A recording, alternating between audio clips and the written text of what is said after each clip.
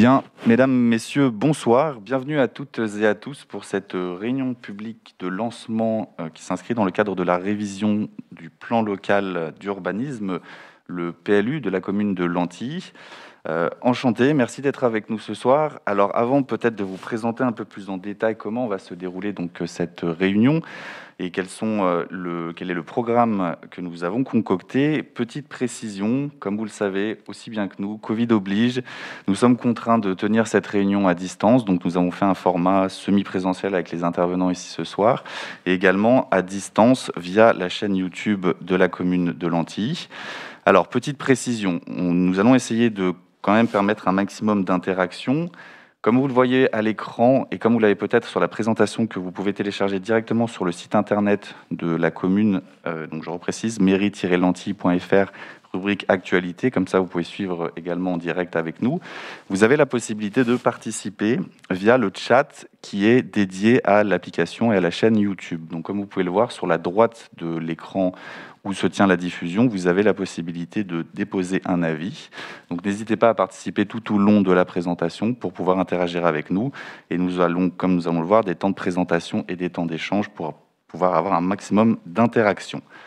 Voilà, ceci étant dit, je vous propose maintenant de passer au sommaire. Alors nous avons grosso modo divisé cette réunion en deux temps. Un temps de présentation pour bien comprendre, se doter d'une culture commune autour du sujet qui nous anime ce soir. Et nous aurons un temps de présentation. Les questions, vous pouvez naturellement les poser tout au long de la réunion. Pour ma part, je les récupère puisque je suis moi-même connecté directement sur la chaîne et je me permettrai de les poser à la fin de la réunion, lors justement du temps d'échange qui sera le deuxième grand temps qui nous animera. Donc, temps de présentation divisé en trois parties.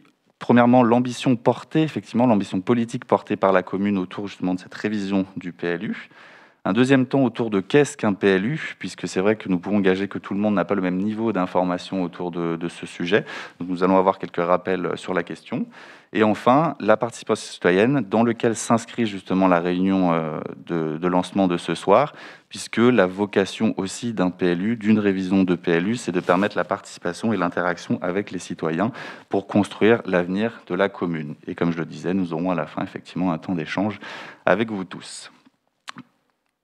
Petite règle et petit objectif, je l'ai dit, l'objectif est de se doter d'une culture commune autour du sujet, ça a été dit, et puis par la suite, nous vous présenterons les différents dispositifs de concertation, puisqu'il y en a un certain nombre, des dispositifs pour s'informer, des dispositifs pour participer, pour réfléchir ensemble, collectivement, mais nous y reviendrons un tout petit peu plus tard. Et alors juste peut-être quelques règles concernant effectivement cette soirée.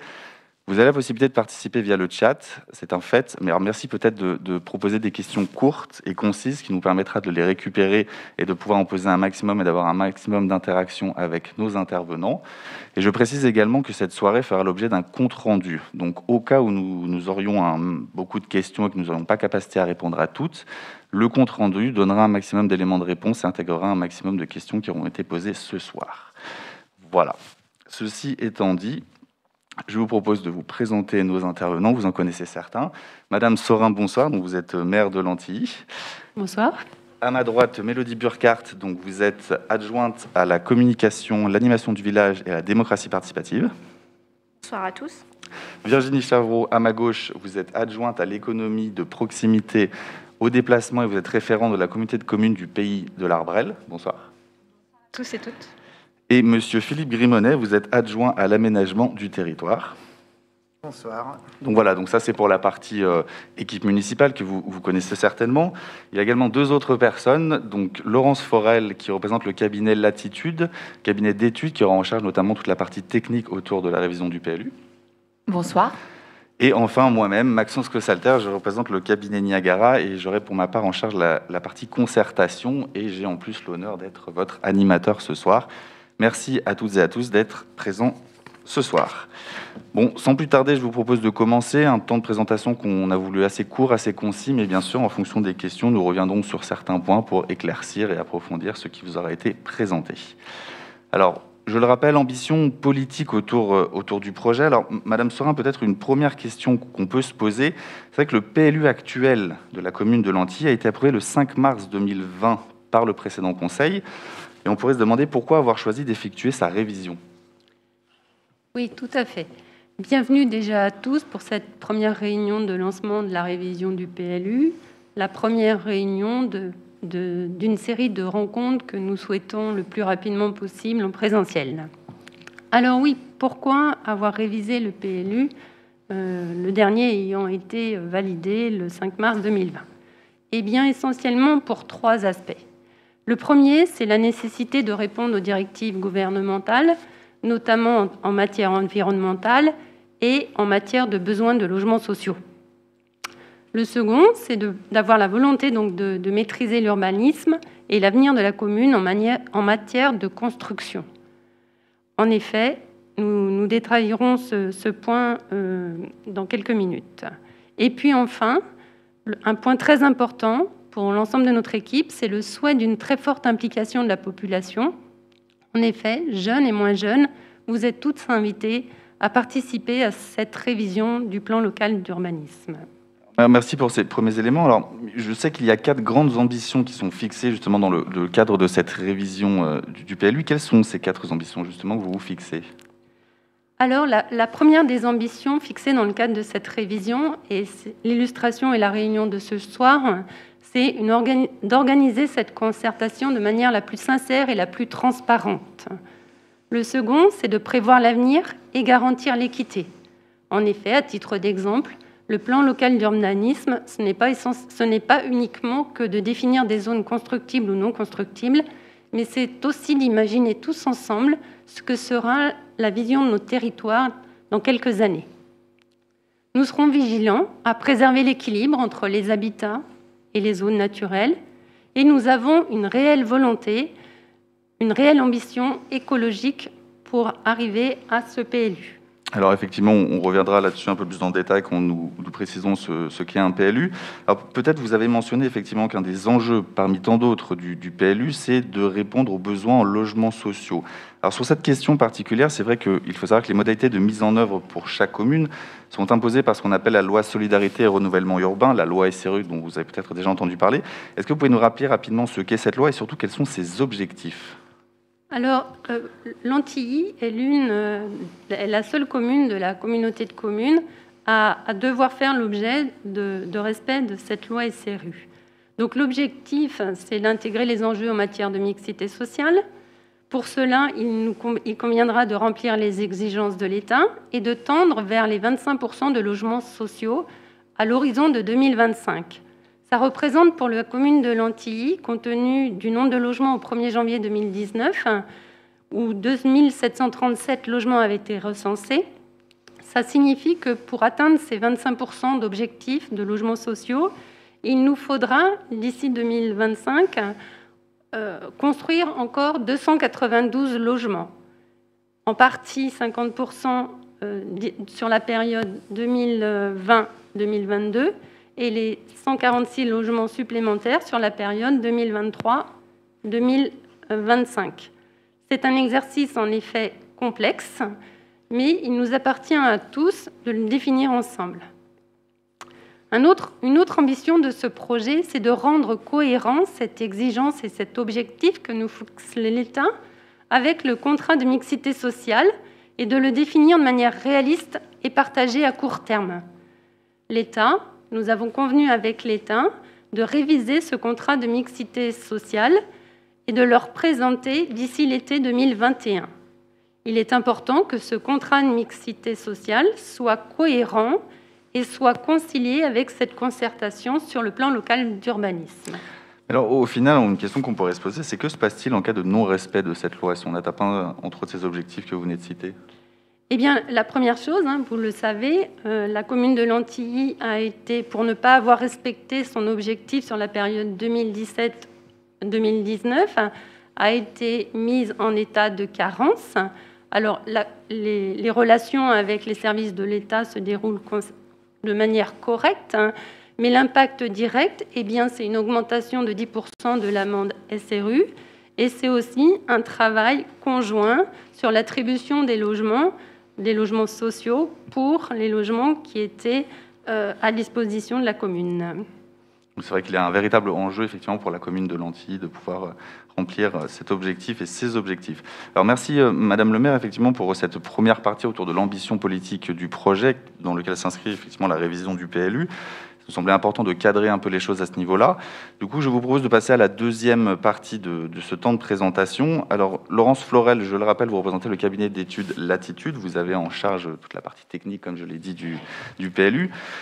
Nous pouvons gager que certains d'entre vous connaissent déjà ce qu'est un PLU, comment cela fonctionne, comment on en élabore un, mais nous avons souhaité, comme je l'ai dit, se doter d'une culture commune, donc il me semblait aussi important d'avoir quelques rappels sur ce sujet. Alors, du coup, Madame Forel, c'est quoi finalement un PLU ? C'est un vaste sujet. Puisqu'effectivement, c'est un document qui aura pour finalité, au bout du travail, d'encadrer les autorisations du droit du sol, les permis de construire, les déclarations préalables, les permis d'aménager. Et puis, pour cela, il va falloir établir un certain nombre de zonages, avec des zones constructibles, des zones agricoles, des zones naturelles, mais qui ne sont pas établis comme ça, puisque en fait, ces zonages sont issus d'un projet de territoire, d'un projet de développement qui doit prendre en compte toutes les dimensions de l'aménagement du territoire. Et avec ces zones, il y aura donc au final des règles qui vont dire comment on implante des constructions, quelles sont les volumétries, quelle est la trame verte qu'on doit préserver, toutes les dimensions qui font l'aménagement de la ville. Alors, merci. Alors peut-être une précision, puisque c'est vrai que Madame le maire l'a dit, un PLU, ce n'est pas que définir des zones constructibles et des zones non constructibles. Ce n'est pas non plus un poste, un PLU, parce que certains d'entre vous connaissent peut-être ce terme. Quelles sont les différences, peut-être rapidement ? Alors le poste, déjà, n'en existe plus depuis longtemps, puisque c'est la loi SRU, toujours la même, qui en 2000, ça fait déjà 21 ans, a mis en place les plans locaux d'urbanisme. Là, on est vraiment sur un projet global. Et depuis la loi SRU, il y a eu de nombreuses lois qui sont arrivées et qui ont toujours, on va dire, creusé le même sillon sur le raisonnement qu'on a face à l'aménagement urbain qui doit être modéré en termes de consommation d'espace, qui doit réfléchir à une certaine densification qui est aujourd'hui voulue par l'État dans toutes les lois depuis 2000, mais une densification intelligente, avec en ligne de mire une certaine qualité du cadre de vie. Très bien, alors merci pour cette précision, effectivement, que ça permet de bien comprendre les choses. Alors finalement, quelles sont les grandes étapes de l'élaboration d'un PLU ? Alors on va voir 4 grandes étapes. La première qui va démarrer est l'élaboration du diagnostic. Donc ce diagnostic, il est multithématique.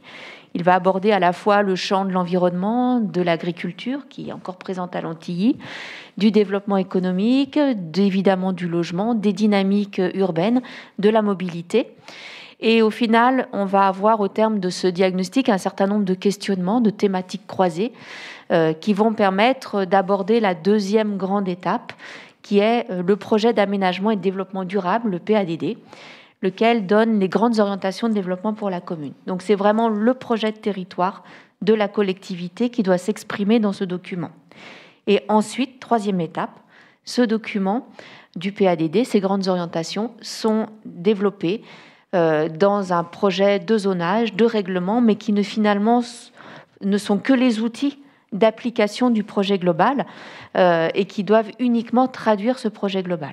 Et enfin, quatrième étape, ce projet, il est transmis pour avis à ce qu'on appelle les personnes publiques associées. Donc, ce sont un certain nombre d'institutionnels, dont le préfet, dont le SCOT, le schéma de cohérence territoriale, dont les chambres consulaires, enfin plusieurs personnes comme ça institutionnelles. Au public aussi, dans le cadre d'une enquête publique, en dehors de la concertation, avant d'être finalement approuvé et s'appliquer sur le territoire communal. Alors effectivement, vous avez soulevé un point intéressant, c'est-à-dire que la concertation de manière large du PLU implique plusieurs acteurs, forcément les élus de la commune, les communes limitrophes, il y a également on va dire ce qu'on appelle les PPA, donc les personnes publiques associées, également la population. Et vous avez cité un terme, c'est-à-dire l'enquête publique. Donc là, c'est mon rôle de cabinet de concertation qui va prendre la place. Il faut savoir que la concertation préalable dans laquelle on s'inscrit ce soir est, comme son nom l'indique, préalable, notamment à cette notion d'enquête publique, dans le sens où la réflexion de la concertation préalable se veut plutôt globale et collective, comme on l'a dit, et l'enquête publique est mise en place notamment par un commissaire enquêteur qui va recueillir les avis de la population de manière individuelle. Donc c'est une personne qui est mandatée par l'État, qui n'a rien à voir avec les différentes personnes que nous avons et acteurs que nous avons cités jusqu'avant. Et effectivement, la concertation préalable va être synthétisée sous la forme d'un bilan de la concertation qui viendra nourrir justement l'enquête publique par la suite. Donc ça me semblait effectivement intéressant de dissocier ces deux termes. Alors, il y a juste peut-être une notion, on entend aussi beaucoup parler dans l'élaboration du PLU, une notion d'OAP, les orientations d'aménagement et de programmation. Est-ce que vous pouvez nous en dire rapidement? Oui. Quelques mots. Alors, les OAP, donc ces orientations d'aménagement et de programmation, c'est obligatoire sur tous les sites de développement. Les sites stratégiques, donc les zones à urbaniser, mais aussi certaines zones urbaines, dans la mesure où elles vont permettre un certain développement. Donc elles peuvent prendre plusieurs formes, souvent celle d'un schéma et d'un certain nombre de principes d'aménagement, plus d'un programme de logement.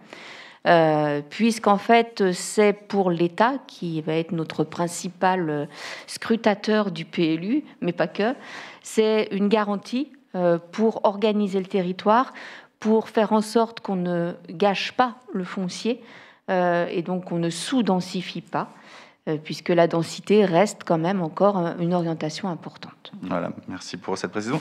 Alors pour peut-être faire un focus plus particulièrement sur le PLU de la commune de Lanty, en quoi est-ce que justement ce PLU pour Lanty est un peu spécifique ?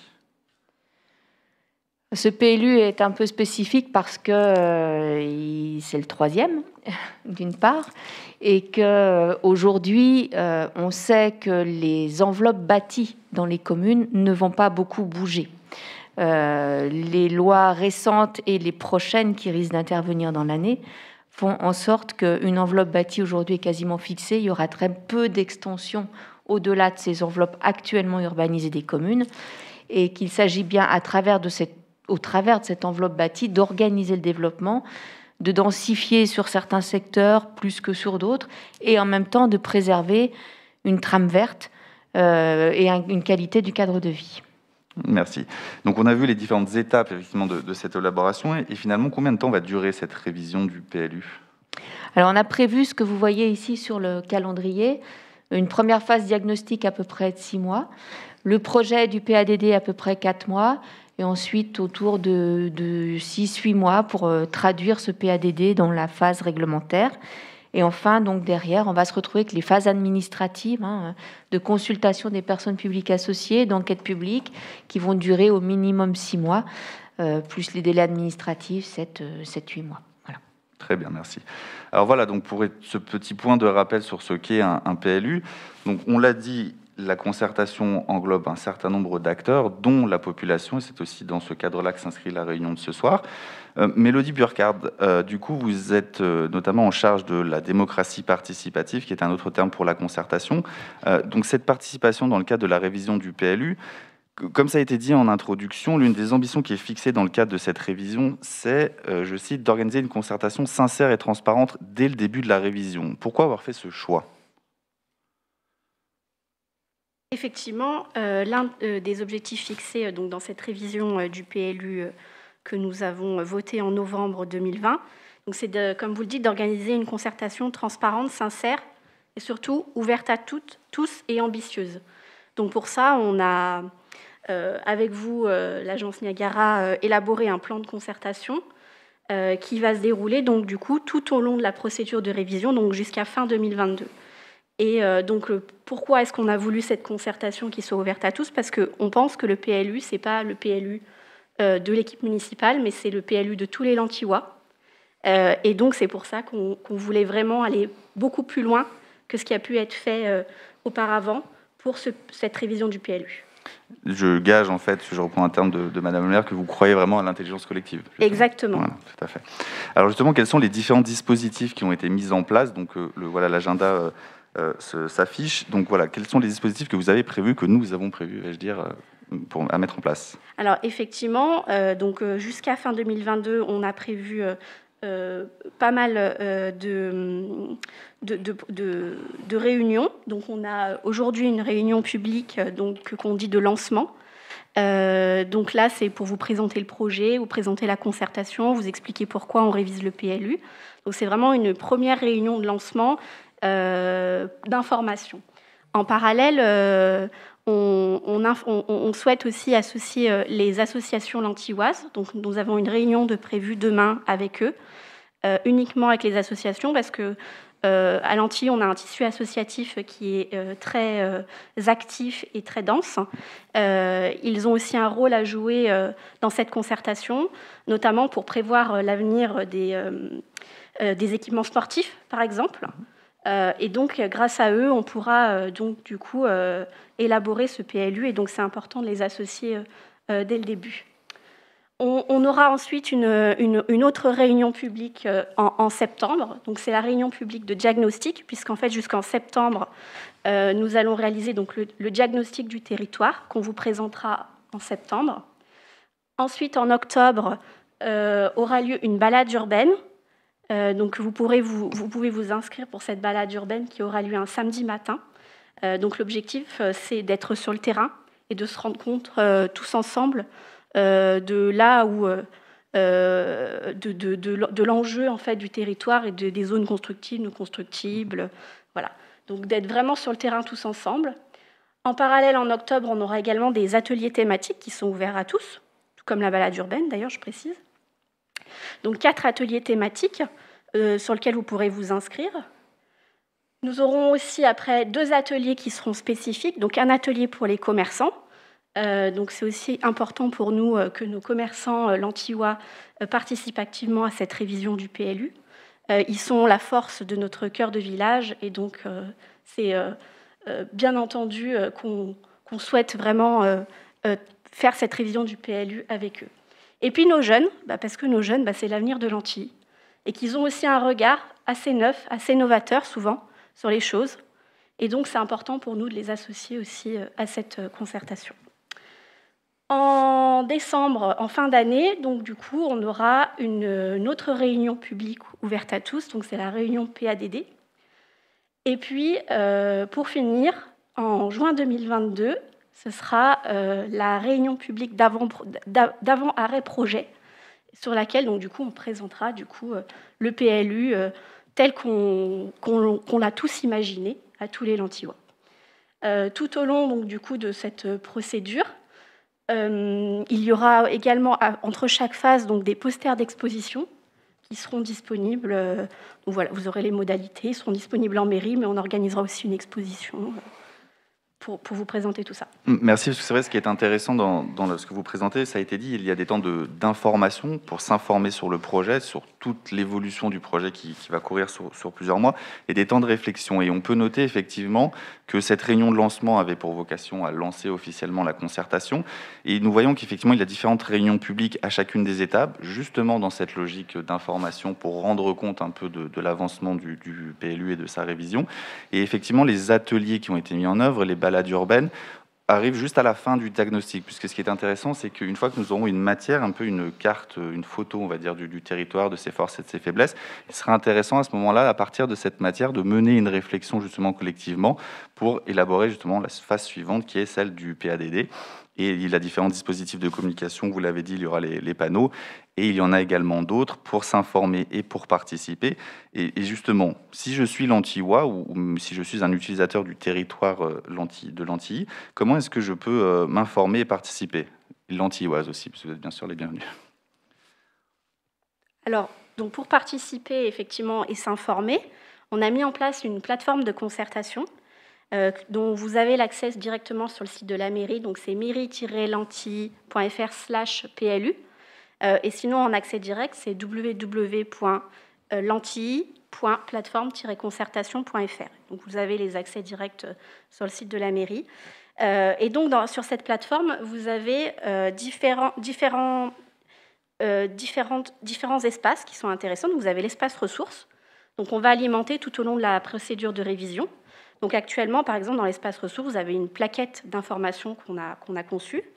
Vous avez également une information sur la loi SRU et les objectifs de production de logements qui nous sont imposés dans cette loi SRU. Et puis, vous avez également le PLU du 5 mars 2020 en consultation. Et tout au long du coup de cette procédure, on va alimenter. Par exemple, après cette réunion, ce soir, enfin pas ce soir tout de suite, mais dans les jours qui suivront, on publiera donc du coup la vidéo pour revoir la réunion de ce soir, le compte-rendu de la réunion et la présentation PowerPoint. Donc c'est vraiment un espace sur lequel vous retrouverez toutes les informations tout au long de la procédure. N'hésitez surtout pas à aller régulièrement vous informer. Vous avez un autre espace qui s'appelle « Je m'exprime ». Et donc cet espace-là, c'est un espace qui va donc, comme il se nomme, vous permettre de vous exprimer sur le PLU. Donc vous pouvez donner votre avis, vous pouvez donner des orientations. Vraiment, soyez libre de dire ce que vous avez envie de dire sur cette concertation du PLU, sur ce PLU, via Je m'exprime. Donc on vous demande quelques coordonnées. N'ayez pas peur, ce sont des données qui resteront à la mairie et ne seront jamais diffusées. Donc n'hésitez pas à vous exprimer via cette plateforme. Vous avez également un onglet qui s'appelle Agenda. Et là, donc, du coup, vous avez l'agenda complet de la concertation du PLU, sur lequel vous pouvez également vous inscrire aux ateliers thématiques qui seront proposés. Donc n'hésitez pas également à consulter l'agenda régulièrement. Les dates sont prévues d'avance. Normalement, ça ne devrait pas bouger. Au cas où, dans tous les cas, le site internet sera à chaque fois mis à jour. Et puis, pour nous contacter, vous avez aussi un onglet Contact. Et puis, vous pouvez aussi nous contacter directement sur l'adresse mail plulentille@mairie-lentille.fr. Alors effectivement, c'est important, vous avez cité un point qui mérite d'être souligné. L'élaboration du PLU évolue, puisque ça se construit dans le temps, on l'a vu en plusieurs mois. Effectivement, la plateforme va être mise à jour régulièrement en fonction effectivement de ce que les directives gouvernementales, notamment liées au Covid, vont nous imposer ou non. Et s'il y a des changements, effectivement, nous changerons pour faire en sorte que nous soyons le plus précis possible. Donc voilà, c'est un peu vraiment l'outil de référence pour s'informer et s'exprimer, mais c'est la version numérique. Et c'est vrai que nous gageons que si certaines personnes n'ont pas d'outils numériques, d'Internet ou de smartphone, comment est-ce qu'ils peuvent éventuellement participer ? Alors, pour participer, vous pouvez également vous rendre à la mairie, dans lequel on a mis en place ce qu'on appelle un espace ressources aussi, avec un cahier de concertation. Donc vous pouvez faire vos remarques directement sur le cahier de concertation et vous aurez également de la documentation au fur et à mesure qui sera alimentée et que vous pouvez récupérer directement en mairie. Vous pouvez également nous écrire directement à la mairie. Et également, on souhaite organiser des rencontres terrain régulièrement, comme on a fait dimanche 26 mars sur le marché. Et on souhaiterait réitérer régulièrres avec des rencontres sur le marché, mais également l'ouverture de la mairie le samedi matin aussi pour des débats. Donc voilà aussi ce qu'on prévoit en plus. Parce qu'effectivement, c'est souvent dans les démarches de concertation, on s'attend à ce que ce soit la population qui a la concertation, mais nous avons essayé de mettre en œuvre aussi des dispositifs, comme vous l'avez dit, qui font que c'est la concertation finalement qui va directement à la population, directement à vous. Il y a eu la rencontre terrain que vous avez signalée, la balade urbaine aussi est un de ces outils, et les rencontres du PLU ont aussi la même vocation. Alors il y a aussi un autre relais, mais cette fois plus à vocation d'information. Effectivement, donc en plus de la plateforme sur laquelle on va retrouver toutes les informations qui sont relatives au PLU, n'hésitez pas à vous connecter à notre page Facebook et Instagram, sur lequel on fera les relais de l'information. Alors je précise que ce n'est pas un espace de débat, c'est un espace d'information. C'est les remarques, pour qu'elles soient prises en compte, parce qu'on a souvent des commentaires, il faut vraiment les exprimer officiellement sur le cahier de concertation ou via la plateforme ou par un email. Mais sur les réseaux sociaux, en tout cas, il ne faut pas considérer que la remarque est prise en compte. Il faut vraiment faire ça officiellement. Donc voilà. Ensuite, classiquement, le site internet de la mairie, l'application Ville de Lentille, et le bulletin municipal également, on vous tiendra régulièrement informé aussi via le bulletin municipal. Voilà, et donc comme ça a été dit également, l'ensemble de cette participation, toute la matière qui va émaner de cette concertation fera l'objet d'un bilan de la concertation, qui porte bien son nom, qui synthétisera, qui thématisera, qui aura des données quantitatives et qualitatives sur le sujet, et qui sera effectivement et également à disposition de la population en prévision de l'enquête publique. Voilà, nous avons essayé d'être court et synthétique, mais pour autant d'apporter un maximum d'éléments. Je vois que nous avons quand même quelques questions et je vous en remercie. Alors n'hésitez pas au fur et à mesure des échanges que nous allons avoir maintenant à continuer à poser vos questions. Petit rappel pour celles et ceux qui auraient manqué éventuellement le début de la réunion, vous avez un onglet effectivement à droite de votre écran où vous pouvez déposer un commentaire. C'est comme ça que vous pourrez interagir avec nous et nos intervenants. Alors j'ai effectivement une question, alors peut-être plus pour vous, Madame Forel. On revient un peu sur ce qu'est un PLU, sur ce qui concerne les OAP. Concernant les OAP évoqués, que veut dire densification? Y a-t-il des critères précis selon les secteurs et si oui, quels sont-ils? Alors, il n'y a pas de critères réglementaires. Tout l'objet du diagnostic que nous démarrons, c'est justement de vérifier quelle est la réceptivité des sites à la densification. Donc pour ça, on va effectivement identifier tous les gisements fonciers potentiels, donc que ce soit ce qu'on appelle des dents creuses, c'est-à-dire des parcelles non bâties insérées dans l'espace bâti, des parcelles de taille significative, plus importantes, et puis des potentiels de division parcellaire aussi, parce que la commune de Lantilly, depuis quelques années, a quand même fait l'objet d'une dynamique de division parcellaire importante. Ça, c'est pour les gisements fonciers.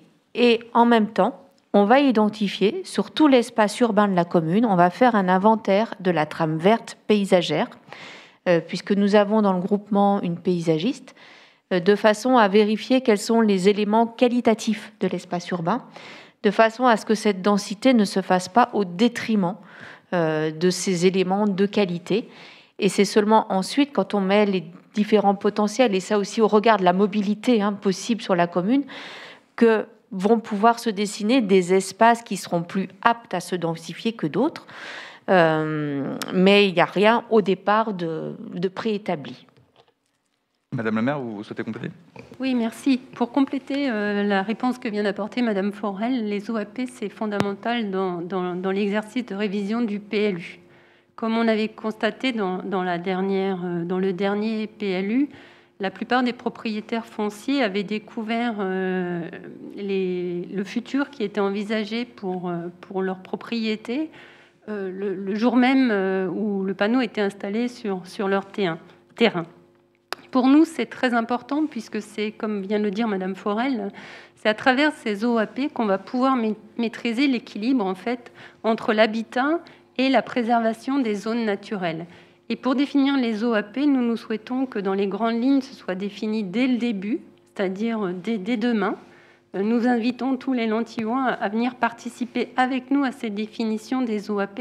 C'est vraiment comme ça qu'on va maîtriser l'équilibre entre l'habitat et la préservation des zones naturelles. C'est aussi à travers les OAP qui devront être indiqués, la définition des OAP devra être cohérente avec la densification qu'on va identifier dans le contrat de mixité sociale. Et c'est bien pour ça que nous lançons rapidement cette révision du plan local d'urbanisme. C'est parce qu'aujourd'hui, la définition des secteurs de densification n'est pas cohérente entre les règles qui sont indiquées dans le PLU actuel et la densification que l'on retrouve dans les OAP. Par exemple, je peux prendre un seul exemple. Dans le contrat de mixité sociale qui avait été signé en décembre 2017, une centaine de logements étaient prévus dans la propriété qui est en face de la mairie. Aujourd'hui, la plupart sur cette propriété, qui fait à peu près 3 hectares, il y a une zone vraiment très très petite qui est définie comme constructible. Donc on voit l'importance de la cohérence entre ce que l'on définit dans le contrat de mixité sociale et la vision qu'on va avoir du territoire à travers l'exercice de révision du PLU. Et c'est pour ça que dès maintenant, nous devons bien définir les objectifs de ces différentes zones que l'on va identifier dans les OAP. Merci pour ces compléments. J'ai une autre question effectivement qui va un peu dans le sens de ce qu'on évoque actuellement. Comment ce nouveau PLU va-t-il pouvoir influencer l'ancien en termes de décision et notamment mieux prendre en compte la dimension environnementale actuellement sous-évaluée sur certaines parcelles? Madame Chavreau, vous avez peut-être quelques éléments de réponse? Oui, merci. Mais effectivement, Madame le maire a mentionné l'ambition environnementale que porte l'équipe municipale pour ce nouveau PLU. On souhaite qu'effectivement ce projet de territoire soit ambitieux et exemplaire sur le volet environnemental. Et pour cela, nous avons plusieurs outils qui seront proposés donc, à la concertation pour élaborer ce projet de territoire. Je peux en citer deux de manière très concrète. D'abord, la question de l'exemplarité environnementale pour les bâtiments à vocation économique. Aujourd'hui, la commune de Lanty accueille sur son territoire une zone d'activité économique avec des bâtiments qui ne sont pas soumis à des règles particulières par rapport aux règles de constructibilité habituelles. Et potentiellement, on pourra imaginer une extension de cette zone d'activité. Et il s'agit donc pour la commune de porter cette ambition environnementale pour accueillir les futurs éventuels bâtiments à vocation économique pour qu'ils soient tout à fait exemplaire et donc d'être très exigeant au regard du règlement de constructibilité qui sera élaboré dans le cadre du plan PLU pour ces bâtiments à vocation économique. L'autre élément que nous porterons à la concertation, c'est la question peut-être d'envisager des bonus de constructibilité dans certaines zones. Les bonus de constructibilité permettraient à certains propriétaires, porteurs de projets, de bénéficier de droits à construction plus importants sur une surface plus importante, qui récompenserait en quelque sorte l'exemplarité en termes énergétiques et environnementaux, et qui serait donc portée par ces bâtiments, notamment ces logements, que ce soit des maisons ou des bâtiments collectifs. Et bien entendu, et Madame Forel le disait pour le cabinet Latitude, l'ambition environnementale, elle sera forcément portée dans la protection du territoire, les trames vertes évidemment, protéger le patrimoine aujourd'hui naturel de la commune, qui fait évidemment toute sa richesse, tout son charme. Et la question environnementale sera vraiment au centre du projet que nous portons au niveau de la planification pour que ce projet de territoire soit vraiment exemplaire sur le volet environnemental. Parce qu'effectivement, il y a des enjeux d'ordre environnementaux, vous l'avez dit, il y en a d'autres, puisque ce qui est intéressant de comprendre, c'est qu'un PLU, c'est certes un plan local d'urbanisme, mais il y a une multitude de thématiques qui sont directement liées, vraiment une approche systémique sur la question, et c'est vrai que c'est intéressant quand même de le soulever, vous en avez évoqué quelques points. Alors, on a une question aussi qui nous est revenue lors de nos échanges, notamment préalables sur le marché. Alors peut-être, Madame le maire, pourquoi est-ce qu'il ne serait peut-être pas préférable en fait, de payer l'amende imposée par l'État finalement plutôt que de respecter les exigences de construction de logements sociaux? Parce que ça, c'est une remarque que nous avons eue. C'est vrai que cette question elle est souvent posée en fait, et certains préféreraient payer l'amende et ne pas avoir à tenir l'objectif. Hein. Sauf que en fait, c'est pas exclusif. Hein. C'est-à-dire, si on n'atteint pas les objectifs qui sont fixés, non seulement on paye l'amende, mais dans certains cas, l'État peut préempter à travers différents organismes pour pouvoir construire à la place ces logements à la place de la collectivité. C'est d'ailleurs ce qui s'est passé à Chazé-d'Azergues. Donc, en fait, on ne peut pas se satisfaire que de payer l'amende.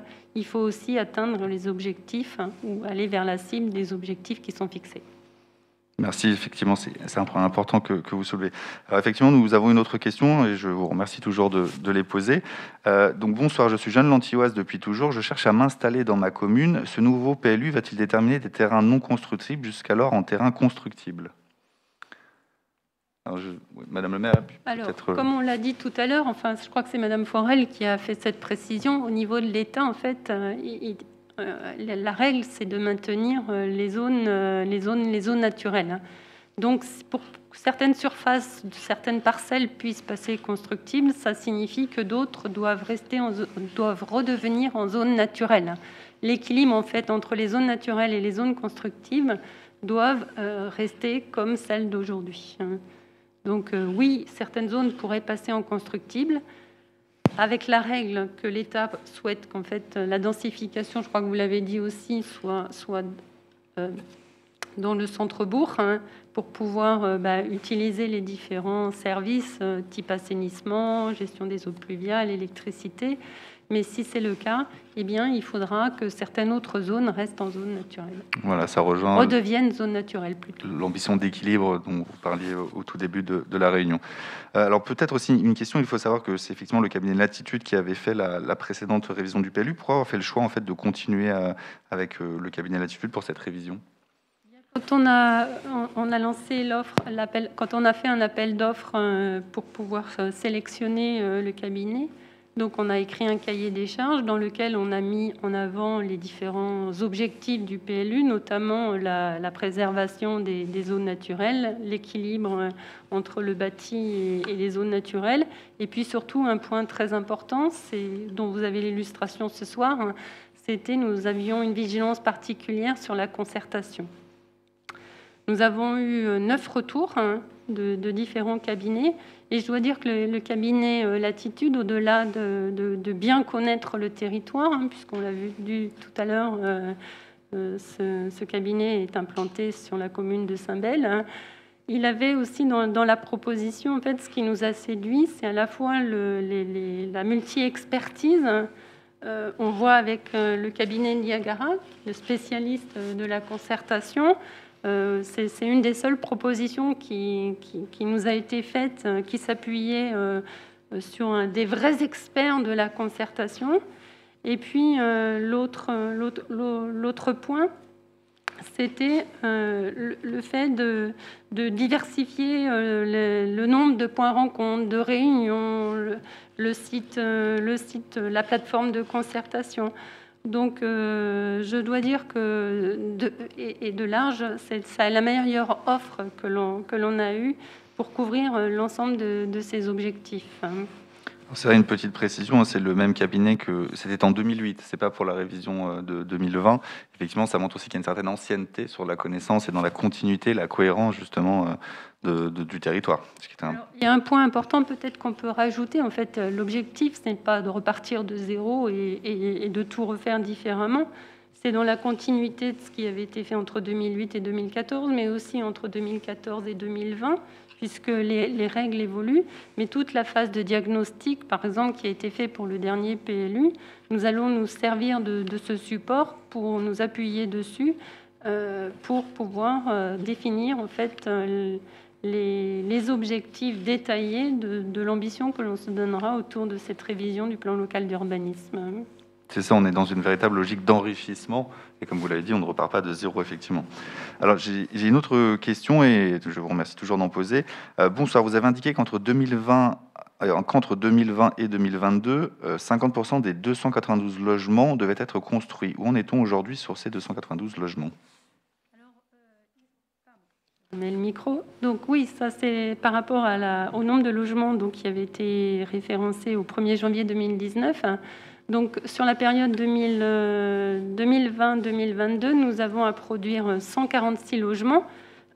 Aujourd'hui, en fait, nous sommes à 0 logement, puisque les logements qui sont en cours de construction, que ce soit le Tellement-Laurent, près de la résidence des Pins, et puis la construction qui est située 1 rue du Joly, sont ces nombres de logements qui représentent un peu plus d'une vingtaine de logements, 24 logements, sont identifiés comme logements pour la période 2017 à 2019. Donc c'est vrai qu'aujourd'hui, la situation elle est complexe et que au niveau du bilan que l'on fera en décembre 2022, la situation est aujourd'hui assez complexe. Et par rapport aux différents projets en fait, qui avaient été identifiés dans les OAP au niveau de ce plan local d'urbanisme, celui qui est en vigueur aujourd'hui, on a peu de projets qui se voient se dessiner. D'accord, merci pour ces éléments. Alors peut-être une question pour vous, Madame Forel. C'est vrai qu'on a vu sur combien de temps durait l'élaboration d'un PLU, mais quelle est la durée de vie d'un PLU? Parce que c'est vrai que comme on a révisé le dernier il y a à peu près 1 an, grosso modo, c'est quoi la durée de vie d'un PLU? Il n'y a aucune durée réglementaire. Par contre, on a une échéance de raisonnement quand on élabore un PLU. On se donne un pas de temps qui aujourd'hui est d'une douzaine d'années au maximum. Mais on voit bien qu'en réalité, les PLU aujourd'hui, quand ils sont établis, ils sont modifiés déjà au bout de 2 ans et souvent, sur des territoires très dynamiques comme l'Antilly, en périurbain d'une grande métropole, au bout de 5-6 ans, ils sont déjà révisés. Donc, mais il n'y a pas de délai réglementaire pour ce type de document d'urbanisme. Merci. Alors, peut-être pour rester avec vous, vous avez évoqué tout à l'heure le schéma de cohérence territoriale. C'est vrai, le SCOT, on entend souvent ça, c'est un supra-document. Pour qu'on comprenne bien, quel est le lien entre PLU justement et SCOT? Alors, le SCOT, donc le schéma de cohérence territoriale, C'est un document, effectivement, qui est un grand document d'aménagement, là aussi dans toutes les dimensions de l'aménagement du territoire. Et là, qui porte, pour ce qui nous concerne, sur tout l'ouest lyonnais, puisqu'en fait, il va, pour faire simple, de Brignais jusqu'à Sarcey. Et il définit une armature urbaine avec des communes-centres. Donc, pour ce qui nous concerne ici, l'Arbrel, et la deuxième commune-centre, c'est Brignais. Et puis, il donne des orientations en matière de préservation des grandes trames vertes, des grands corridors écologiques, de développement économique. C'est lui qui définit les zones économiques à l'échelle du territoire de l'Ouest lyonnais, que les communautés de communes, ensuite, dans le cadre de leurs compétences, mettent en œuvre. Il définit aussi des schémas de mobilité alors à grande échelle, et un certain nombre d'objectifs. Et ce document est supérieur au PLU, c'est-à-dire que le PLU doit traduire les orientations de ce document à l'échelle de chaque commune, en fonction de son armature, en fonction de ses équipements. Et l'Antilly a 2 gares, donc c'est une commune qui est plutôt structurante à l'échelle du SCOT de l'Ouest lyonnais. Aujourd'hui, ce SCOT, il est en révision. Il n'est pas encore approuvé, donc c'est l'ancien SCOT qui est aujourd'hui obsolète, qui normalement réglementairement s'applique toujours. Mais on va raisonner avec le nouveau, puisque celui-ci est quasiment au bout de son élaboration. Et c'est bien celui-ci qui va s'appliquer et qui définit des polarités un petit peu différentes du SCOT précédent. Très bien, merci. Alors j'ai peut-être juste une question encore sur le chat. La précédente révision du PLU prévoyait une réduction significative de la surface agricole. Quelle est l'ambition au niveau agricole aujourd'hui pour ce nouveau PLU? J'ai déjà un peu évoqué la question, mais...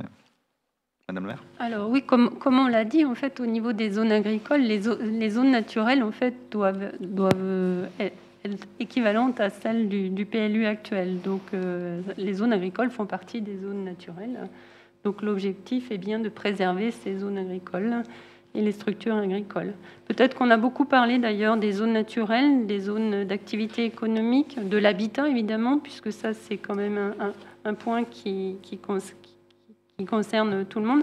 Il y a un point dont on a peu parlé, ce sont tous les équipements publics et notamment les équipements sportifs, puisque le plan local d'urbanisme, c'est aussi l'occasion de définir, surtout dans le cas comme l'Antilly, où la population est en croissance, et on sait à quel point les associations nous font part de leurs besoins locaux, de leur infrastructure en termes d'équipements sportifs. C'est important en fait d'étudier dès maintenant l'évolution de ces équipements publics sportifs et où est-ce qu'on va les localiser sur le territoire à l'horizon 5 ans, 10 ans. Le PLU, ce n'est pas uniquement la construction de l'habitat, mais c'est aussi de définir tous ensemble où est-ce que sur le territoire, comment va-t-on faire évoluer et où va-t-on faire évoluer ces différents équipements. Tout à fait, parce que comme on le disait, effectivement, l'habitat ne peut pas être dissocié des questions de mobilité, des questions d'emploi, des questions économiques de manière générale. Merci pour ces précisions. Alors, effectivement, une question, alors j'ai envie de vous la poser à Madame Chavreau. C'est vrai qu'on entend tout à l'heure que l'un des enjeux, c'est cette notion d'équilibre. Je pense que c'est un mot qui peut caractériser notamment le PLU. Mais comment est-ce qu'on fait aujourd'hui pour relever le défi entre obligation de densification ou d'artificialisation, qui est un terme qu'on entend aussi, et au final l'impossibilité de consommer des espaces naturels dans une certaine mesure? C'est effectivement une question délicate, mais c'est une question très intéressante à travailler dans le cadre d'un vrai projet de territoire et d'un outil de planification qui est le PLU. En fait, la question, c'est comment concilier les règles qui s'imposent à la commune de l'Antilly et de produire des logements sociaux, et comment concilier nos propres ambitions environnementales et l'enjeu de ne pas artificialiser les sols, qui est aussi une injonction nationale des services de l'État. Alors pour cela, évidemment, il n'y a pas de recette toute faite, il n'y a pas de baguette magique, mais il y a quand même des outils sur lesquels on souhaite vraiment que ce projet de territoire se penche. Et ce sont encore des solutions qui seront proposées à la concertation et donc débattues avec les habitants. Je citerai deux pistes, en tout cas, que nous souhaitons explorer, mais vraiment de manière approfondie. La première piste est comment peut-on aujourd'hui reconstruire la ville sur la ville, c'est-à-dire qu'aujourd'hui dans la commune, il y a des bâtiments donc déjà construits, donc des sols qui sont déjà artificialisés et qui ne sont pas densifiés en termes de logement, soit parce qu'ils sont vacants, soit parce que ce sont des grandes propriétés. Et comment on peut utiliser ces bâtiments existants pour imaginer les transformer peut-être en bâtiments qui accueillent des logements sociaux, ce qui permet donc de limiter l'artificialisation des sols en construisant des bâtiments collectifs, ce à quoi la commune de Lanty n'échappera probablement pas, étant donné le nombre de logements sociaux à construire au regard des obligations de la commune au titre de la loi SRU et de sa situation de carence aujourd'hui, puisqu'on est vraiment dans une situation où nous avons des injonctions très fortes, et c'est ce qui impose à la commune d'avoir ce calendrier vraiment accéléré pour cette révision du PLU. Donc première piste à explorer, vraiment comment on reconstruit la ville sur la ville pour optimiser les bâtiments existants et ne pas juste construire de manière immédiate de nouveaux bâtiments. L'autre solution que nous souhaitons explorer de manière approfondie, c'est la possibilité de transformer des logements aujourd'hui locatifs en logements sociaux. Et c'est une piste qui nous est proposée en partenariat avec la communauté de communes du Pays de l'Arbrel et un projet qui est piloté à la commune de Lanty par Éric Paulny, premier adjoint délégué à la solidarité, qui est très impliqué sur ce sujet-là, en partenariat, je le disais, avec la CCPA et avec une association qui s'appelle Solia. L'idée, en fait, c'est d'attirer des propriétaires de logements qui sont aujourd'hui loués, mais simplement entre bailleurs privés et locataires, donc des logements dits non conventionnés, et donc, dans le cadre d'un programme, leur permettre à ces bailleurs d'être attirés vers un autre dispositif, dans le cadre d'un conventionnement, de bénéficier d'aides à la rénovation de logements locatifs. Et donc, si ces propriétaires bailleurs voient un intérêt à rentrer dans ce dispositif, alors leur logement pourrait rentrer dans le contingent de logements sociaux. Et donc, ce sont des logements qui existent et qui nous permettraient donc de limiter les nouvelles constructions et l'artificialisation des sols, encore une fois. Donc, ces deux pistes-là, et il y en a peut-être d'autres, nous les exploiterons vraiment de manière approfondie pour limiter autant que possible l'artificialisation des sols. Madame Lebert. Pour compléter, les règles du choix du bâti sont aussi essentielles pour préserver cette harmonie en fait entre zones naturelles et zones de construction. Donc on aura une vigilance particulière. On compte d'ailleurs sur vous, Madame Forêt, pour nous faire part de vos expériences pour maintenir cet équilibre à travers le choix des bâtis. Alors justement, et rejoignez encore pour vos questions, n'hésitez pas à en poser, puisque là, voilà, les échanges sont ouverts et c'est très intéressant. Une question toujours sur cette notion de densification, et c'est vrai que c'est une question qu'on entend souvent. Est-ce que à considérer une densification de l'habitat sur certaines zones, centre-bourg et alentours immédiats, est-ce que l'on ne risque pas de perdre une partie de l'âme de l'Antilly, qui est à l'origine rurale? Actuellement, des constructions se font sur des divisions de terrain, sur 600 mètres carrés. Quelle vie prépare-t-on aux habitants en faisant ce type de densification? C'est un exercice complexe, hein, en effet. Et oui, la remarque est bien fondée. En fait, on s'est aperçu que depuis quelques années, les différentes parcelles ont été divisées et ça a amené en fait à construire des logements individuels sur des parcelles de plus en plus petites. Donc ces constructions, d'ailleurs, augmentent le nombre de logements à produire, puisque, évidemment, quand on construit des habitats, des maisons sur des petites parcelles, eh bien, il faut produire 25% de logements sur ce nombre de maisons. Donc, en effet, il faudra rester vigilant à travers les règles à la division parcellaire et trouver le bon équilibre entre ces zones à densifier et cette préservation des zones naturelles. Mais oui, c'est un objectif et c'est assez complexe. Et c'est pour ça que moi, je crois beaucoup à plusieurs, en fait.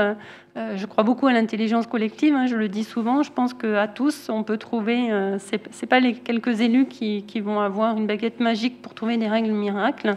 Moi, je crois à la connaissance des Lantillois et des Lantilloises de leur territoire et au fait que tous ensemble, on puisse trouver des bonnes solutions. Merci.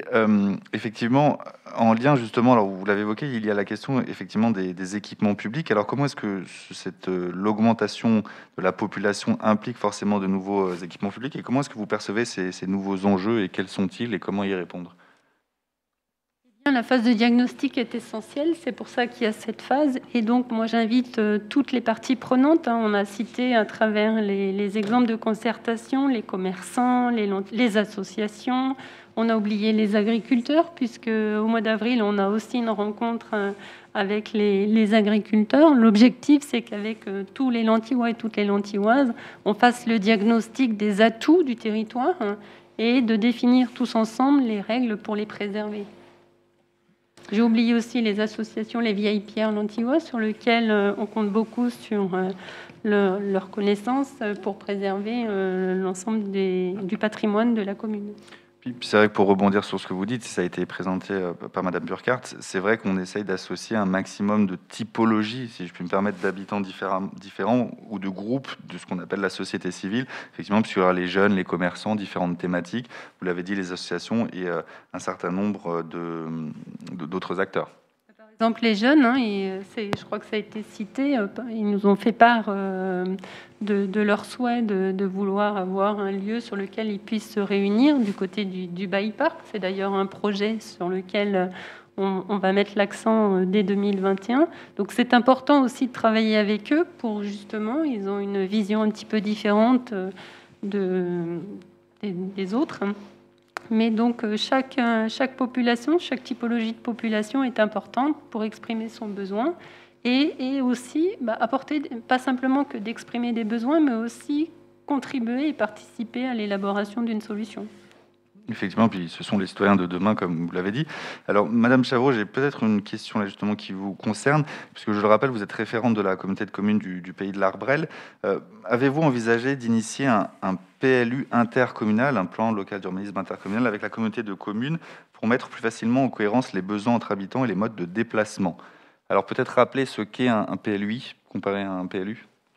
En fait, la loi l'a pensé avant nous, puisqu'effectivement, elle prévoit que l'échelon intercommunal, et donc la communauté de communes, est le bon échelon pour élaborer des plans locaux d'urbanisme. Mais le législateur a donné un peu de temps aux communautés de communes pour se positionner sur ce niveau de compétences. Et en l'occurrence, les élus de la communauté de communes du Pays de l'Arbrel ont choisi de ne pas s'inscrire dans ce PLU intercommunal pour l'instant. En revanche, c'est quelque chose qui sera obligatoire d'ici quelques années, donc a priori jusqu'en 2026, de mémoire.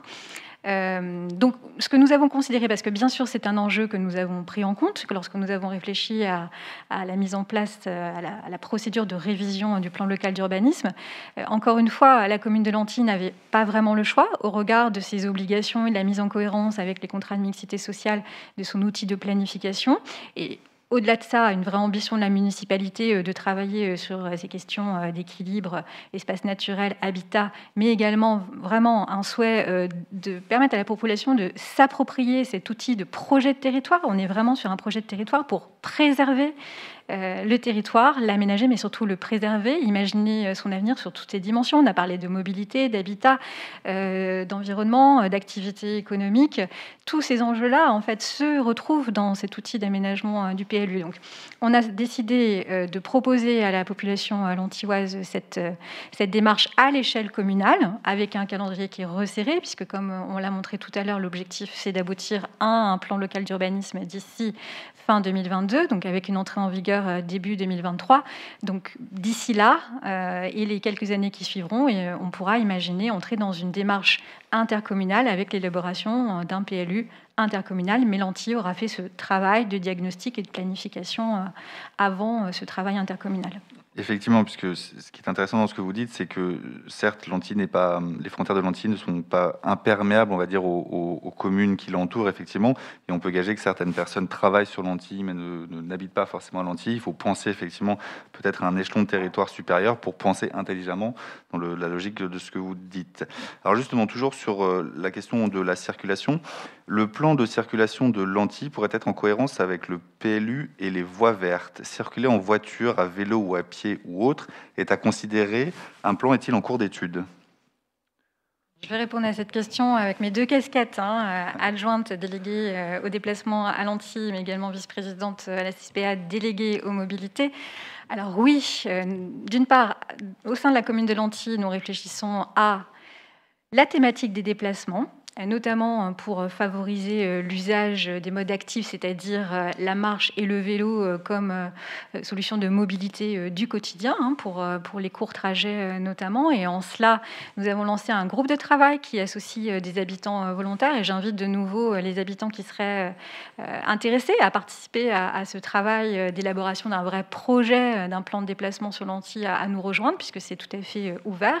Et la première séance de travail qui associait quelques élus, mais surtout une dizaine d'habitants volontaires, a montré une implication très forte des volontaires, avec des grands enjeux déjà partagés sur la question de comment on organise de nouvelles voiries sécurisées. Alors quand je dis voiries, c'est plutôt des cheminements doux, donc on imagine aussi utiliser des chemins qui existent aujourd'hui et qui ne sont pas carrossables pour les ouvrir à la circulation des vélos et des piétons, mais de manière sécurisée et fléchée, avec une vraie signalétique. Nous avons, avec le pilotage d'Alexandra Goudard, adjointe déléguée à la jeunesse et à l'éducation, lancé une démarche pour la remise en place des lignes de pédibus qui permettent aux enfants de se rendre à pied à l'école. Quel beau projet qui n'a que des avantages, évidemment, pour les enfants, la convivialité dès le matin, de l'activité physique, libérer du temps pour les parents et désaturer les parkings aux heures d'entrée et de sortie d'école. Des solutions simples qui vont compter sur, évidemment, l'application bénévole des parents, mais un projet qui est très fortement soutenu par la municipalité. Et nous serons au rendez-vous pour aménager les voiries, organiser la signalétique, etc. Donc, en synthèse, une vraie volonté municipale de travailler sur ces sujets de mobilité douce, notamment, donc, qui s'inscrit donc à l'Antille, mais également dans un plan global, un schéma directeur vélo, notamment au niveau de la communauté de communes des Pays de l'Ardrel. Et le PLU, encore une fois, est un outil de planification, d'aménagement du territoire, de réservation de voiries, d'espaces, qui permettront de mettre en musique et de réaliser donc ce futur plan de déplacement. Mais encore une fois, sur un sujet comme celui-ci, ce qui est capital, c'est l'expertise d'usage des habitants, parce qu'on le voit, il y a des cheminements qui sont créés très naturellement parce que les habitants les utilisent. Et il s'agit maintenant, pour les responsables publics et les financeurs, d'aménager au mieux ces voies pour qu'elles puissent être utilisées en toute sécurité, qu'elles soient agréables, et inciter le plus d'habitants possible à utiliser la marche ou le vélo, notamment comme outil de déplacement du quotidien. Il n'y en a évidemment que des bienfaits. Merci pour ces éléments. Alors, il y a de nombreuses questions qui arrivent et je vous en remercie encore et toujours. Alors, souvent, mobilité, on peut faire le lien avec la dimension environnementale et c'est vrai que c'est un des enjeux que se propose de remplir le PLU. Sur l'aspect environnemental, justement, envisage-t-on d'intégrer du conseil conférence pour inciter les citoyens à faire des projets positifs, comme à faible énergie grise, des bâtiments passifs et sobres en matériaux, en impact? C'est par exemple ce genre de conseil qui peut être mené en relation avec le EIE, Espace Info Énergie, et les CAUE, mais qui peut être par la mairie, peut être incité par la mairie à chaque dépose de permis de construire ou d'aménagement. Est-ce qu'il y a une logique de sensibilisation qui est éventuellement prévue dans ce contexte-là? On peut imaginer des associations possibles? D'ailleurs vigilant, je crois qu'on l'a dit tout à l'heure, Madame Chavreau l'a dit tout à l'heure, en fait, d'imaginer, alors déjà de définir dans le PLU des règles qui vont mettre en avant et valoriser ces différentes solutions, et pourquoi pas créer un système de bonification quand on crée des bâtiments ou de l'habitat à énergie positive. Donc oui, on organisera d'ailleurs dans les différentes phases de points rencontres des expertises, des illustrations, des bonnes expériences en fait. Ça sera disponible sur la plateforme de concertation de voir ailleurs comment ça se passe, quelles sont les bonnes pratiques, comment on peut faire, etc. C'est intéressant parce que là, justement, l'intelligence collective et la concertation prend tout son sens, parce qu'effectivement, c'est une proposition citoyenne. Et surtout, on peut imaginer que les citoyens deviennent, au-delà de consommateurs, deviennent des acteurs, justement, à part entière. Et en plus de donner de bonnes idées, peuvent en plus les mettre en action, toujours en partenariat avec la mairie. Il faudra que les bâtiments publics soient exemplaires aussi. Donc, je ne sais pas si on aura les moyens financiers d'envisager une nouvelle construction sur ce mandat. Mais en tout cas, pour toute nouvelle construction, bâtiment public, c'est important de privilégier ces solutions et d'être exemplaire aussi au niveau collectivité. Alors merci. Du coup, je prends les questions un peu dans le désordre, mais c'est bien qu'on ait de l'interaction. À propos des vieilles pierres, comment préserver nos bois et nos ruines romaines, par exemple au sommet du Crêt de Mercury, pardonnez-moi pour la mauvaise prononciation, qui chaque semaine sont envahis et abîmés par les 4x4 Quademoto. Est-ce que dans le cadre du PLU, est-ce qu'il y a possible de faire respecter les sites naturels? Du PLU, pardon. Comme les règles sanitaires, en fait, il faut le respect et la vigilance de chacun.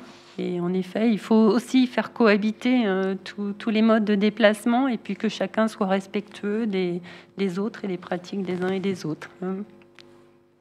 Effectivement, la mairie, certes, se doit d'être exemplaire, mais il y a aussi le comportement citoyen qui entre énormément en jeu. Alors, j'avais également une autre question. Alors, excusez-moi, il faut que je la retrouve. Une question sur... Excusez-moi, voilà. Qu'en est-il de l'OAP 6 ? Est-ce possible d'attendre la fin de la révision avant de clarifier sa pertinence si d'autres projets plus ambitieux et adaptés se font jour ? Pour l'instant, sur cette OAP 6, donc ça doit être du côté du Grand Pré, donc où cette zone est identifiée comme OAP dans le PLU actuel. Cette zone est identifiée en constructible, donc là, ça relève du propriétaire. Donc, au niveau des projets du propriétaire, s'il y a un projet, et puisque c'est en zone constructible, on verra ce qui s'y passe en fait. Effectivement, ça rentre effectivement dans le cadre du dialogue et de la concertation. Alors j'ai une question effectivement qui revient, on l'a déjà dit, mais effectivement peut-être que certains nous ont rejoints en cours de route, donc je vous propose quand même il va y avoir une redite, mais je vous propose quand même de la reposer. Certaines parcelles non constructibles deviendront constructibles par reclassement en zone naturelle de parcelles constructibles, ça vous l'avez dit. Quels sont les critères de choix des parcelles à reclasser ? Laurence, vous l'avez déjà dit, c'est effectivement, mais peut-être le redire pour ceux qui viennent de nous rejoindre, parce que je vois que le nombre a augmenté de participants. Alors, c'est un petit peu tôt, déjà, pour aborder ces sujets, parce qu'on n'en est pas là.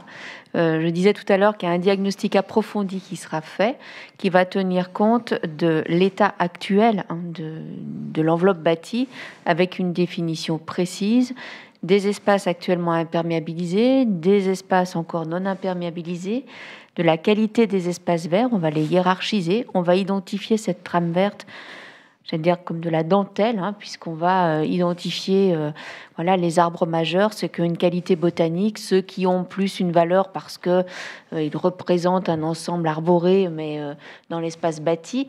Et c'est en fonction de ces qualités, et on va dire du service rendu aussi par la végétation, que vont pouvoir être menées les réflexions. Et je voudrais replacer ça dans la problématique du changement climatique, puisqu'aujourd'hui, très peu de PLU prennent encore en considération cette dimension-là. Or, on ne peut plus la nier aujourd'hui, surtout avec les prévisions de l'ADEME sur 10 ans. Et la végétalisation des espaces bâtis est un des outils, en tout cas, les plus importants pour limiter non pas le changement climatique, mais les impacts du changement climatique sur la santé humaine. Et c'est bien dans cette perspective-là aussi qu'on va regarder dans le diagnostic l'état de la trame verte urbaine et pas que naturelle, pour voir, comme je parlais tout à l'heure de service rendu, mais c'est vraiment ça, au niveau de la population, mais de façon collective. Et en fonction de ça, effectivement, quand on peut se retrouver sur un espace actuellement bâti en zone urbaine qui est classé en espace constructible, si on s'aperçoit qu'il y a une végétalisation extrêmement intéressante et qui n'est pas forcément aujourd'hui protégée dans le PLU, elle pourra le devenir et ne plus être constructible. Ce qui fait qu'effectivement, on va quand même avoir besoin d'un potentiel foncier global pour construire, notamment pour développer le logement social. Et donc, il va falloir trouver ces parcelles autrement ailleurs. Mais encore une fois, c'est beaucoup trop tôt, puisqu'on démarre ce diagnostic. Merci précisément, Madame Chavreau, vous souhaitez compléter ? Oui, sur les questions de protection de l'environnement de manière globale, et parce que un des participants au chat mentionne quelques suggestions pour accompagner tous les porteurs de projets de construction pour aller plus loin toujours dans les exigences environnementales et la performance énergétique. À ce stade, encore une fois, on est ce soir lors de le lancement de la procédure de concertation, le lancement du diagnostic, donc on est vraiment au tout début, donc toute bonne idée comme celle-ci peut bien sûr alimenter tout le processus de concertation et de co-construction du PLU. Donc on vous invite bien sûr à participer activement, à la fois sur la plateforme de concertation, aux ateliers, aux balades urbaines qui se tiendront sur le terrain. Toutes ces bonnes idées nous permettront d'alimenter le futur outil de planification, le PLU, et de pousser au maximum cette ambition environnementale. Et on est tout à fait convaincus que les Lentillois sont très motivés pour qu'effectivement leur commune soit préservée.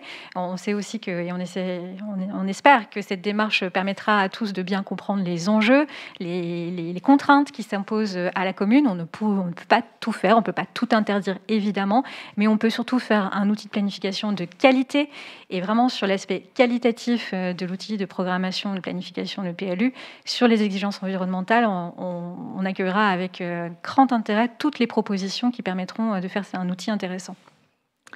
Madame le maire. Vos questions sont intéressantes, elles montrent à quel point il y a de la valeur ajoutée dans toutes les remarques qui sont émises, et donc j'invite toutes les personnes qui émettent ces remarques à rejoindre les ateliers thématiques, puisque nous avons très largement ouvert ces ateliers à l'ensemble des Lentillois. Et effectivement, n'hésitez pas encore, vous l'avez dit Madame Chavroux, à participer soit au travers de la plateforme pour la dimension numérique, soit effectivement en mairie. Il y a également un cahier d'observation, il y a également le courrier que vous pouvez adresser directement à la mairie. N'hésitez pas à enrichir. Et puis c'est vrai que si vous avez besoin de vous informer, il y aura des dispositifs d'information qui seront mis en place. On vous tiendra au courant de l'évolution, comme je l'ai dit, de la démarche, comment le diagnostic va évoluer, comment le PADD va évoluer. Peut-être que des idées vous viendront à ce moment-là. N'hésitez pas à en parler aussi autour de vous, puisque c'est vrai que c'est ça aussi l'intelligence collective. Et puis c'est comme ça que nous pourrons construire l'avenir de la commune. Alors voilà, nous n'avons plus pour l'instant de questions sur le chat. N'hésitez pas, alors je crois savoir qu'il y a un petit temps de latence, donc on peut attendre encore 1 minute ou 2 de voir si nous n'avons pas de nouvelles. Alors peut-être rappeler aussi quelques éléments. La réunion de ce soir a été enregistrée, elle sera disponible sur et la chaîne YouTube de la mairie, également sur la plateforme de concertation qui a vraiment été un outil pensé pour être dédié à la révision du PLU, où il y aura un ensemble de documents qui seront mis à disposition. Il y aura également... Alors justement, une question super. Comment s'inscrire aux ateliers évoqués? Alors justement, je l'ai dit, la plateforme évolue aussi, donc nous allons la mettre à jour régulièrement. Nous sommes en train de définir les dates. Une fois que ces dates sont définies, elles le sont pour la plupart, nous allons ouvrir dès ce soir la possibilité de vous inscrire via un formulaire. Vous pouvez choisir de vous inscrire à plusieurs dispositifs, comme vous le souhaitez. Et puis voilà, de cette manière, vous aurez un mail de retour pour tout vous dire, qui vous confirmera que vous avez bien été inscrit. Et puis on reviendra vers vous, puisqu'il faut savoir que les ateliers, en l'occurrence, sont prévus pour octobre de cette année. Donc voilà, d'ici un certain moment. Alors j'ai encore une question, et c'est super, je vous en remercie. Alors on revient sur la question un peu des divisions parcellaires. Les divisions parcellaires gèlent les droits à construire pendant plusieurs années. Allez-vous prendre en compte ces parcelles soumises au premier PLU dans les quotas de logements à construire? Peut-être Laurence? Alors, ces divisions parcellaires sont pas que potentielles, c'est une vraie dynamique. Et effectivement, il nous est demandé aujourd'hui, dans le cadre des diagnostics de PLU, de vérifier ce qu'elles représentent comme capacité foncière. Et elles seront comptabilisées, puisque, comme pour le PLU précédent, et c'est encore un mouvement qui se renforce avec sans doute la prochaine loi qui va arriver, il est demandé de travailler d'abord dans l'enveloppe actuellement bâtie, et c'est seulement si on n'a pas les capacités de développement dans cette enveloppe qu'on est autorisé, entre guillemets, à sortir de l'enveloppe actuellement bâtie pour mettre en place de nouvelles zones à urbaniser. Et les divisions parcellaires, comme le renouvellement urbain, font partie des potentiels fonciers, même si elles ne sont pas forcément opérationnelles demain matin. Très bien, merci pour ces éléments. Alors voilà, nous tendons, comme je le dis, progressivement vers la fin de cette réunion. Il y en aura d'autres, on l'a dit et répété. N'hésitez pas donc à vous informer, à vous tenir régulièrement au courant. Je propose peut-être d'attendre 1 ou 2 minutes. Peut-être en attendant, Madame le maire, quelques éléments de conclusion. Voilà, peut-être un mot d'ambiance pour qualifier un peu cette réunion de lancement qu'on a voulu vraiment importante, puisque ça lance officiellement la réflexion, l'intelligence collective. Donc voilà, Madame le maire, peut-être. Bien, merci. La dynamique des questions donne le dynamisme que l'on ne trouve pas forcément dans la salle, où on se sent un petit peu seul. mais toutes les questions les remarques qui ont été émises sont pertinentes et montrent à quel point il y a le dynamisme, et je crois, moi, à la réussite de cet exercice. Et donc, eh bien, merci à tous. Participez, inscrivez-vous et imaginons ensemble ce que sera notre commune d'ici quelques années, à 2 ans, à 3 ans, à 5 ans, à 10 ans. Je crois beaucoup à l'intelligence collective, et donc l'exercice est complexe. L'équilibre habitat-zone naturelle, c'est pas un exercice qui est simple, mais je crois et je suis persuadée que nous réussirons. Voilà, bonsoir à tous. Eh bien, merci, effectivement, oui. Alors, je vous précise, nous avons été jusqu'à 120 connectés. Je m'en permets aussi, en tant qu'animateur et responsable en tant que cabinet de concertation, de la concertation. Je vous remercie effectivement pour votre participation. C'est une bonne dynamique qui s'enclenche, et je gage qu'elle sera très fructueuse pour la suite. Merci également à nos intervenants pour votre présence à toutes et à tous. Et puis voilà, comme vous l'avez dit, Madame le maire, nous vous disons à très bientôt.